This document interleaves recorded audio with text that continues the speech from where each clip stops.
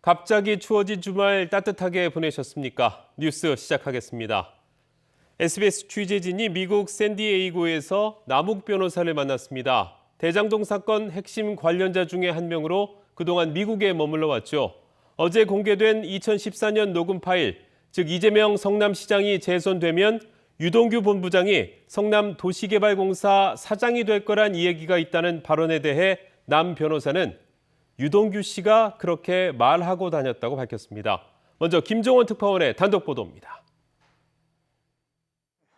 한국 출국을 하루 앞둔 밤, 남욱 변호사가 초췌한 모습으로 가족들이 머무르고 있는 샌디에이고 자택으로 돌아왔습니다. 취재진과 마주친 남 변호사는 검찰에 나가 모두 밝히겠다는 말을 반복했습니다. 죄송합니다. 검찰 가서 말씀드릴게요. 한국 가서 2014년 당시 녹취록에 대한 질문에 답변을 피하던 남 변호사는 이재명 시장의 재선을 바라는 게 당연한 일이었다고 말했습니다. 네, 제 일이 그거였으니까 그 시장님 바뀌면 새로 다시 해야 되잖아요. 주민들도 선거운동 되게 열심히 하고. 근데 이제 지금 이런 게 불거져서 이렇게 딱 터지니까 이게 왜 문제지? 이재명 시장이 재선되면 유동규 기획본부장이 성남도공의 사장이 될 거란 얘기는 유 본부장이 직접 했다고 밝혔습니다. 본인들이 그렇게 얘기를 했으니까 자기가 가고 싶다고 얘기를 했으니까 그런가 뭐. 예.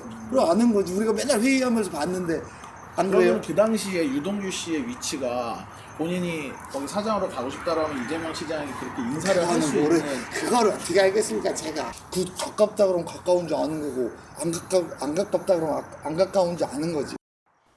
정영학 회계사가 제출한 녹취록 속 그분에 대해 묻는 취재진의 질문엔 당시 김만배 회장은 사석에서 이재명 후보를 칭할 때 항상 이재명 시장이라고 높임말 없이 불렀다며 그분이란 말이 녹취록에 있다면 왜 그런 표현을 한 건지 잘 모르겠다고 말했습니다. 그러면서 그분에 대해 언급을 한 부분이 너무 확대 해석되고 있다고 밝혔습니다. 미국 샌디에이고 김종원 특파원 연결해 보겠습니다. 자, 김 특파원, 남욱 변호사가 현지 시간 토요일 밤 출발해서 우리 시간으로 월요일 오전에 한국에 온다는 거죠? 네, 그렇습니다. 지금 이곳 시간이 새벽 4시가 거의 다 됐는데요. 오늘 밤 늦게 남 변호사가 밤 비행기를 타고 출국을 할 예정입니다. 그러면 한국에는 월요일 아침 일찍 도착을 하게 됩니다. 이곳에서 한국의 대형 로펌을 선임한 남 변호사는 검찰 조사에 대비해 요즘 전화를 많이 변호사들과 하고 있다고 했는데요. 취재진 등을 피해 LA에 혼자 머물던 남 변호사는 한국에 들어가면 한동안 다시 돌아올 수 없을 수도 있다는 생각에 출국 전에 가족을 만나려 밤에 샌디에이고로 잠깐 들렀다고 밝혔습니다.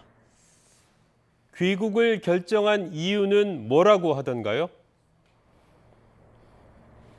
네, 남 변호사는 처음에 의혹이 제기됐을 때는 가볍게 생각을 했는데 이게 시간이 지날수록 점점 의혹이 눈덩이처럼 불어나더니 그 모든 화살이 자신을 향하고 있다라고 느끼게 됐다고 합니다.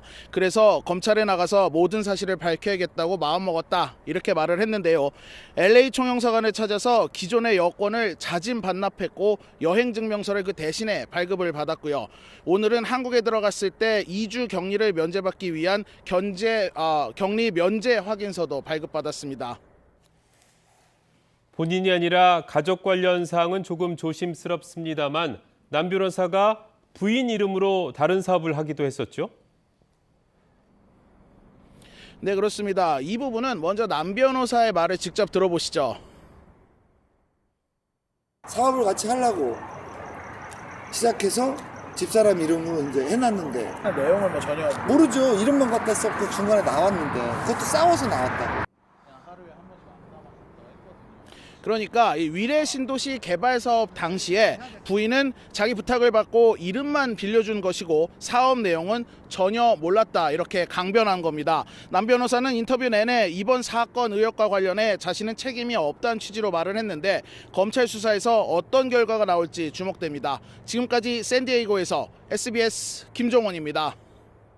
네, 안녕하십니까, 김현우입니다. 더 많은 뉴스와 라이브 이벤트를 보고 싶으시면 화면 오른쪽을 눌러서 구독해 보시길 바라겠습니다. 또 저희 SBS 앱을 다운로드 하시면 속보 알림도 받아보실 수 있습니다. 항상 저희 SBS 뉴스를 시청해 주셔서 대단히 고맙습니다.